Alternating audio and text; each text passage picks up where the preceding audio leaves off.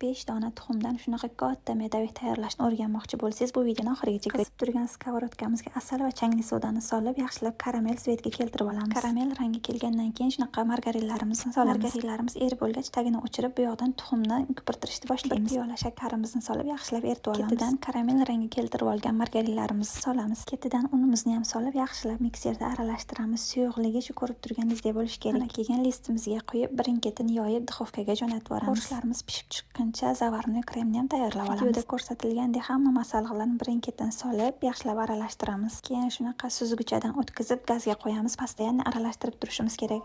Bo'lmasa tezda tagiga olib ketishi mumkin. Gazni tagini o'chirgach, bitta margarinimizni sovoramiz. Ozgina sovutganimizdan keyin bitta varyonni molokoni qo'shib yuboramiz. Kremimiz karamel svetga kelishi uchun. Kremlarimizni qo'yib, birin-ketin ko'rishlarimizni taklab chiqamiz. Bu medovikni bir marta qilib ko'rsangiz, ta'mi og'zingizda qoladi. Yurakchani qizartirib ketishni ham unutmang. Bu videoni saqlab olsangiz, sizga ham albatta manfaatli bo'ladi. Bu videoni sizga medovik qilib beradigan dugonangizga ham yuborib qo'ying.